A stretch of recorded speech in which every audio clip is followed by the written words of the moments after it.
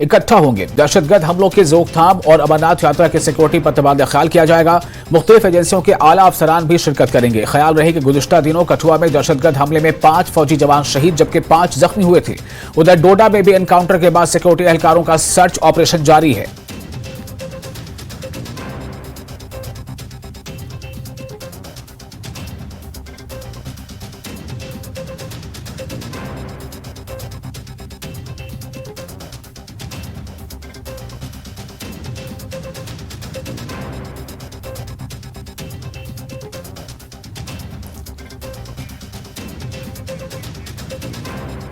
और कठुआ से इस वक्त हमारे साथ जुड़ चुके हमारे रिपोर्टर चरणजीत, क्या अपडेट है?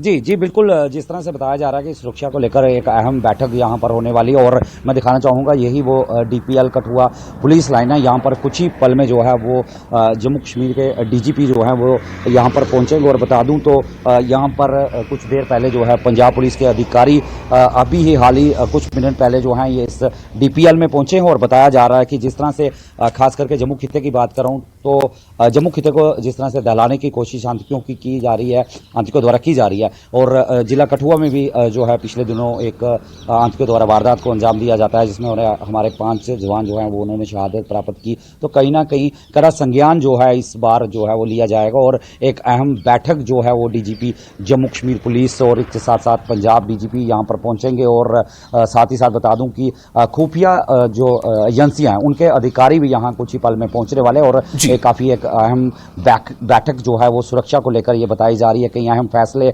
और कई जो बिंदुओं पर यहाँ पर मंथन जो है वो किया जा सकता है। क्योंकि जिस तरह से मैं बताऊं तो कि फिर एक बार जम्मू खिते में जिस तरह से रिएक्टिवेट हो चुके हैं, जो इसको एक बार फिर रिवाइव किया जा रहा है। जिस तरह से आतंकियों द्वारा कोशिश की जा रही है कि अमरनाथ जो यात्रा है वो पीसफुल चल रही थी लेकिन उसको भी कहीं ना कहीं जो है वो धमकाने की कोशिश उस दौरान जो की जा रही है। और जिस तरह से मैं बता दूं कि विशाल जम्मू कश्मीर में जो चुनाव लोकसभा के पूरे पीसफुल हुए हैं वो भी कहीं ना कहीं आतंकियों को एक उनके मंसूबे उसमें नाकामयाब रहे थे। और उनकी कोशिश है कि कहीं ना कहीं जम्मू खिते को जो है फिर से एक बार दहलाया जाए। मैं जिला कठुआ की बात करूंगा कि बनी की बात करूं तो बनी में जो है वो 90 के दशक में आतंकी जो है गतिविधियां काफ़ी बड़ी थी। 90 के दशक की बात करूं तो तब वहाँ पर सरथल में एक पुलिस चौकी है उसे भी जला दिया गया था। वहाँ शिव हस्बेंड्री का जो एक ऑफिस था उसे भी जो है जलाया गया था। वहाँ बड़ी बात बता दूं वहाँ एक चौकी अफसर हैं वो भी उसमें उनकी मौत हो गई थी।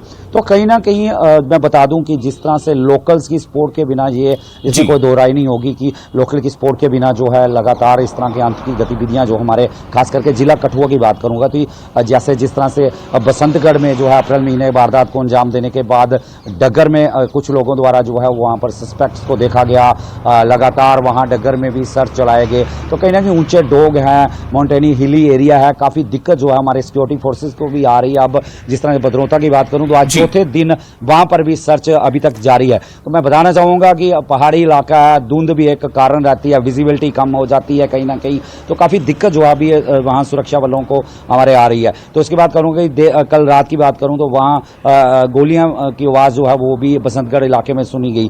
तो कहीं ना कहीं एक कड़ी एक जो मीटिंग अब यहाँ पर की जाने वाली है कुछ ही देर में। और जो एक मंथन जो है यहाँ पर किया जाएगा पुलिस और खुफिया तंत्र की तरफ से कि किस तरह से आतंकियों के मंसूबों को नाकामयाब करने के लिए एक कड़ी तैयारी की जाए ताकि उन्हें जल्द से जल्द न्यूट्रलाइज किया जाए, उनके मंसूबों को नाकामयाब किया जाए। जी।